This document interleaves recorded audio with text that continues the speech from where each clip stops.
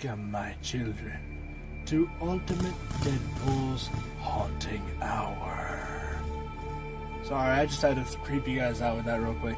So, welcome to Ultimate Deadpool Haunting Hour, the show that talks about anything scary related, or creepy, or whatever you want to call it. So, there are two characters in front of you, Freddy Krueger and Ghostface. So, we're going to go ahead and do Ghostface first, because he's the simplest one, and then we'll go on to Freddy Krueger. So, without further ado, let's get this haunting started, or some shit like that. Let's go ahead and get on to the first character. Alright, so here we got Ghostface. Now, Ghostface is one of those lesser known villains, because he's played, or the Ghostface character is so many different people throughout the Scream movies and the Scream series, which I still have not seen. So this character is, it's weird. So, there are several things on this thing that I did not know were actually in the movie. For instance, these little banner things on his arms. I didn't actually know that those were in the film until I got this thing, and then I rewatched Scream, and I'm like, oh my god, it's right in front of my face. Same thing with the Ghostface mask. It's got a black hood already around it. My guess is so that way if you're in a dark room and somebody shines a flashlight, the only thing they see is this, which is weird. I didn't know it was a full head. I thought it was just the front. I thought it was just the front face thing, which is fine. And the whole thing is cloth. This is all a cloth thing, which makes sense because it'd be pretty stupid to have an entire figure that's supposed to be wearing all cloth made out of plastic. It would look weird. It would feel weird, and to be honest, the fabric isn't much better. It feels really weird. And then you take this up, and they didn't even bother to put him in basic clothing, which I thought was what they would do, considering they always put as much work into these things. But they did make the jeans go all the way up to about the hips. After that, it basically turns into a plastic figure. And I'm surprised that they were able to get the shoes, because you never see Ghostface feet, which is kind of funny. So it's kind of cool that they were able to, they added that little feature, and I'm sure they just took an existing character's feet and put them on this one. So as a matter of fact, if you take a look at Freddy Krueger's feet, they're basically the same thing. So just very bare, generic shoes, which is fine, because it's not like a horror movie villain's going to wear sneakers or anything like that. So, one thing I do like about this thing is the detail work is really good. I love the detail work on even just the hands. The hands have that. You can tell that this is a glove. You can tell that this is not supposed to be an actual hand, because it actually does look like a glove. Same thing on the other hand. It doesn't look like it's supposed to represent a hand. It looks like it's supposed to represent a glove. And there's a loose thread here. So that's another thing I never liked about these things. Hold on. Alright, so another thing I don't like about this is the weapons of choice that you can get with Ghostface. You can get the basic dagger. Now, correct me if I'm wrong. I have no idea what this knife is called. But it's got like a basic wooden handle. And this is actually very hard for Ghostface to hold. All of the knives don't really fit in his hands, which is weird. And then it comes with a voice changer thing that they used in the first, I believe it's the first two Scream movies, and then in the third one they had that magical one that could replicate anybody's voice. But we're not here to talk about Ghostface, Scream 3, we're here to talk about Ghostface from Scream 1. So Ghostface comes with a variety of accessories. He's got 3 different heads, a freaking scythe, a Reaper scythe, 2 different knives, and surprisingly no guns, because I remember Ghostface does use a gun from time to time, which makes me bring up the question, which Ghostface is this supposed to be? Is this supposed to be Bill or Stu? Somebody let me know down in the comments. Who is it supposed to represent? So I'm going to go ahead and take out the box, or the plastic part, so you guys can see Ghostface's accessories. So this head is actually supposed to glow in the dark. I didn't actually try it because I just didn't care. So you know what? Screw it. Let's go ahead and try it now. I'll be damned, it can. So yeah, this head does actually glow in the dark, which is actually kind of creepy when you think about it. And it's also really cool. So let's go ahead and turn the lights back on. So that's actually pretty cool. That I didn't think that head actually did glow in the dark. I know when I dare I say the word, but I know when NECA does these things, that they make sure that they get as much detail in there as possible. One thing I do like, and I commend them for it, is this head up here. Now this one is supposed to be a weathered, old-looking ghost face mask. Now this is a ghost face had been, you know, if the mask had been sitting around, basically like Rob Zombie's Halloween. Like it was a beat-up thing, you know, faded away. This is actually a really cool detail, and that's just something that you never see in the actual movies. And I don't know, they may have it in the TV show, but I don't know. Which is actually kind of cool, because it's something that I'm sure fans have been wanting to see. Like if somehow one of the original characters did survive and came back to torment Cindy as Ghostface again, even though it's impossible considering one of them got shot and the other one got a freaking TV dropped on his head. But it's still a nice touch. I still think that at some point they should have a Ghostface that does survive, or have one come back and then have them wear something like that, just for symbolism, man. And then this one's got some blood splats on him, which is, again, this is not a real thing that I believe has actually happened in any of the movies. I'd have to rewatch them all to find out. But I don't remember Ghostface ever having any blood splats like this, which is, again, this is fine. I know that around Halloween time they release Ghostface masks that have like the bleedy effect or whatever in them, which is cool and all, but not really part of the actual thing. But then again, Ghostface is not supposed to be a real character. He can be anybody, which is great because you can basically do whatever you want to with Ghostface as long as you wear the same mask. So here's the Reaper sight that he comes with. I don't think that this is actually supposed to be with this character, because I don't remember him actually using one in the movie. Again, I'm sure he did use something like this in the show, but I don't remember him using something like this in any of the movies. So, otherwise, I would absolutely have him be using this or holding this, even though every time you basically see Ghostface, he's always got his standard, I think it's like a hunting knife or something like that. And then you've got the standard hand knife here, and then the chef's knife, or the Michael Myers type knife on the other side, and that's about it. So detail work, I would definitely give Ghostface at least a 8 out of 10, and the reason for that is because they don't tell you which Ghostface it is, which is kind of a cool little joke, because it's always a mystery of who's Ghostface. But I think in this case they should have added, you know, Bill or Stu, just because I think it would have been funny to have, you know, Matthew Lillard, and I can't remember the other actor's name, dressed up like this. I think that'd be funny as hell. But I realized the reason why they didn't do it is because Ghostface's identity is supposed to be a mystery, and since he's always different people, then it totally works. So, you know, honestly, I'd have to give this more like an 8.5, because the blood is really well done, the design is really well done. You know, even the freaking cloth, while it irritates your fingers if you hold it wrong, or if you move your hands, and kind of you get that vibrating fabric feel, which is disgusting. I absolutely hate it because it hurts my teeth.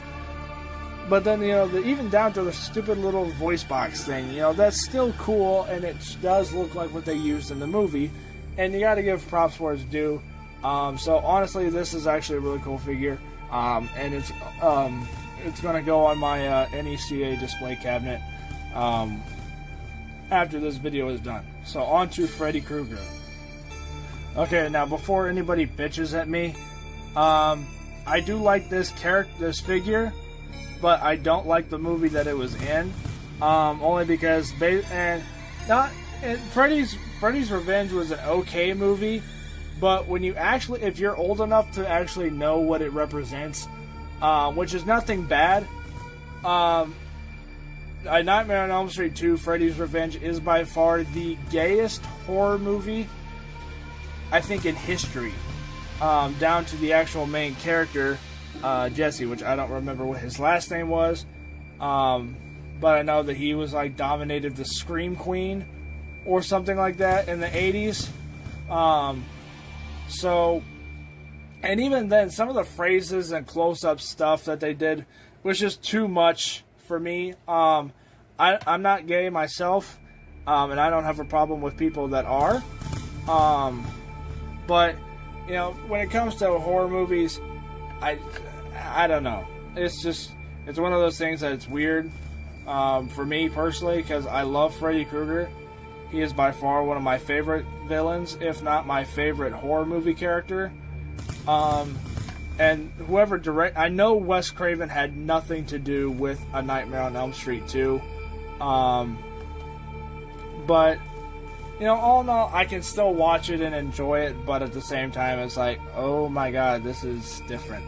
So, anyway, now that that's out of the way, I do like this figure. This is actually really cool.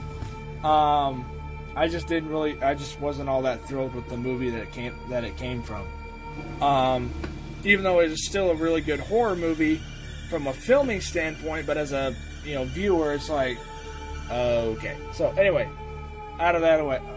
So Freddy Krueger, this version of Freddy comes with multiple different things. In this case, he does have the stripes going down on his sleeves. The Part 1's Freddy Krueger did not have that because he didn't have that in the actual film. There was a deleted scene. I think there was a deleted scene where Freddy Krueger, I think he snaps his fingers or some shit, and then he has the stripes show up. I don't remember exactly. Either that or that was a deleted scene from the second movie. I do know that was a concept that someone came up with, where Freddy Krueger throws his arms down and he immediately has the stripes down the sleeves. But again, I could be wrong. So like all the Freddy Krueger NECA characters, the fingered blades are the worst part of the thing. Not on looks at all means. The look is really good. It's the actual functionality and the thin, really, really thin plastic that they use for them. It's way too flexible, and when it's crammed up in a box, they don't exactly care what happens to it, and that's why half the time they're always bent like this. So that part's really frustrating, but the rest of it's not bad. And speaking of which, the detail work on the hands is just amazing. There is one thing I can point out that I found earlier that I didn't really... it's one of the smallest details, but it's kind of funny when you think about it. If you look right here on the actual hand or the arm, there's no burn marks. So I don't know if that's actually supposed to be like that, because for those of you who may not know this, but this is not actually supposed to be Freddy Krueger. This is supposed to be the Jesse character from A Nightmare on Elm Street 2, who's possessed by Freddy Krueger, and then ends up looking exactly like him to crash a pool party. And he looks exactly like this in those moments. So it's not actually Freddy Krueger, but it's supposed to represent Freddy Krueger. It's kind of like the demon entity from Wes Craven's New Nightmare. And this is a whole bunch of nerd stuff. But so I don't know if it's actually supposed to be burn marks there or not. But even if it's not supposed to be there, I can see why it's not supposed to, considering this is not actually supposed to be Freddy Krueger, even though it clearly is. It's like a clear representation of him or something. I don't remember exactly what the storyline was for that particular movie. All I know is that Freddy Krueger possesses this guy, and then this guy becomes Freddy Krueger towards the end of the film, and only the power of love is what brings him back. It's a really weird movie. And the same thing with its other hand. The left hand is actually really well done. Let me get into focus. Come on. So again, really nice detail work. I actually didn't notice the fingernails until just now. That's actually some really good work. And then the bottom of the hand is all cut up and everything. I really like that. So that's a nice detail touch. The face is pretty weird. I'm not gonna lie. The face isn't bad, but it's definitely too shiny, which was a major problem when they actually did the movie, because Nightmare on Elm Street 2 was by far the sweatiest movie, because it was, again, going to the other topic, other type of topics. Not intentionally, I don't believe, but for some reason Freddy Krueger was just way too shiny. So it's kind of funny that it transfers over into the figure, but again, it does make sense, considering that, you know, that is the whole idea of A Nightmare on Elm Street Part 2. He does have his classic fedora, which is great. So onto his accessories. So with Freddy Krueger, you have multiple options, and this is one of those what the moments, because you have two different heads, whatever the hell these things are, and the actual Freddy glove, and the fiery background for when he says, "You are all my children now." And I wasn't trying to sound like Freddy Krueger, I just happened to say it like that every time I say that line for some reason.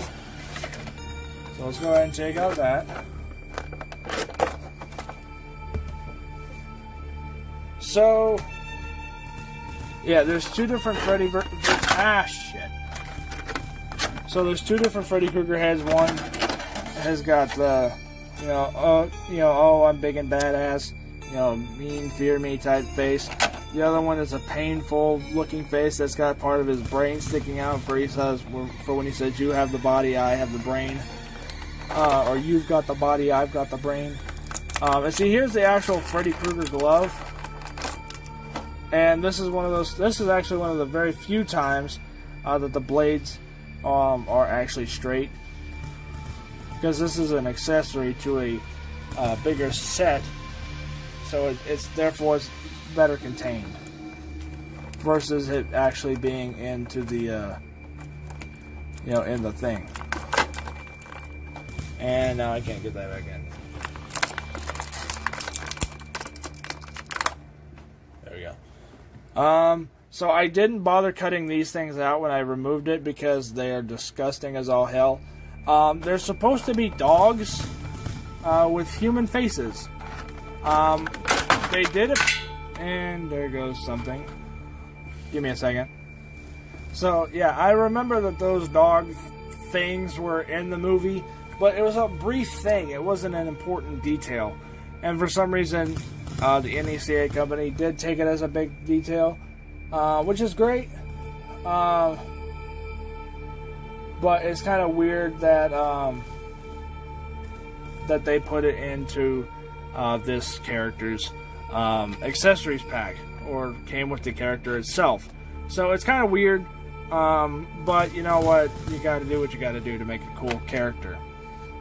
And then there's actually no way to put this on him, because there's supposed to be something that I'm guessing it's that black spot or black dot there. But somehow you're supposed to be able to put the fiery piece on the back of Freddy Krueger to show that his back is on fire. But on the actual piece, there's no spot to put it, so I don't know. But anyway, that's basically it on that.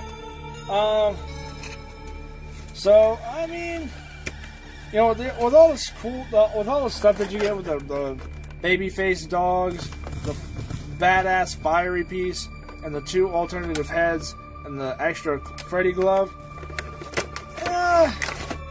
Freddy's Revenge may not be the best horror movie, but by no accounts is it the worst. So honestly, I'd have to give this figure probably a 8 out of 10, just like Ghostface, because while it does look really cool, and I do appreciate the fact that you can get the actual finger blades or the actual glove as alternative options. I'm going to go ahead and keep him with this one, so that way if anybody asks me, oh, what version of Freddy Krueger is that, they can just take one look at the hand and like, ah. Plus, there's only actually 3 different versions of Freddy Krueger. You've got this one. Actually, no, there's 4. You've got this one, the Part 1, Part 3, and Wes Craven's New Nightmare. They haven't done anything else Freddy Krueger-wise, but yet they have like almost every single Jason Voorhees. But that's basically it. So, you know, again, looks, this is actually pretty good. I will say, however, I do like the Dream Warriors Freddy Krueger better. Simply because it's got a little bit more going for it. Because you got the alternative chest piece to show that he's got his chest of souls and stuff like that. The whole, you know, demonic cross thing on his head, and stuff like that. And also he can actually stand up better, because right now Freddy Krueger's standing up like this, and even then he still falls over. So I don't know. Wait, well, hold on.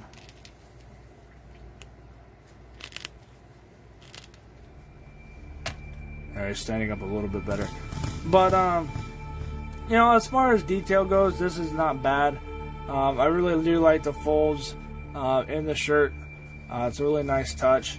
But again, I do prefer the Dream Warriors version of Freddy Krueger prior to this one, simply because I did like Dream Warriors better than Freddy's Revenge. But honestly, it's not a bad figure. So that's basically it. So let's go ahead and get both of these characters together. So at some point, before anybody asks, yes, I'm going to do a stop motion off of these two characters. Now, it's not going to be this version of Freddy Krueger per se. This version of Freddy Krueger might appear simply because it's going to be easier to work with. So that way I don't have the chest piece falling off parts 3. But at some point, Freddy Krueger is going to go head-to-head with Ghostface, and we're going to see what happens. Same thing with, you know, Michael Myers and Jason Voorhees and everything. So, let's see what else. On the regular figure review stuff, I have another Predator that I'm going to do. I've gotten a lot of people saying that they want me to do the Terminator versus Predator, which is actually kind of cool because it's actually an inside joke at the same time, because, you know, Arnold Schwarzenegger was the Terminator and he was in Predator, which is actually the main reason why people want me to do it. So at some point I will do a Terminator versus Predators. That's Predators, not Predator. So there's going to be multiple Predators that Terminator's going to go up against. The only hard part is going to be when he gets to his endoskeleton stuff. That's going to be a bitch. But aside from everything, that's about it. So thank you guys so much for watching. I realize that this show is terribly named because it's not actually Haunting Hour. But it just sounded cool when I came up with the idea. And a lot of you guys seem to enjoy it. So thank you guys so much for watching. I hope you guys enjoyed. And I will see you guys all next time on Ultimate Deadpool Extras, Ultimate Deadpool Haunting Hour, and everything else that I'm in, or that I appear in. So thank you guys so much. You guys are awesome. I'll catch you guys later. Bye.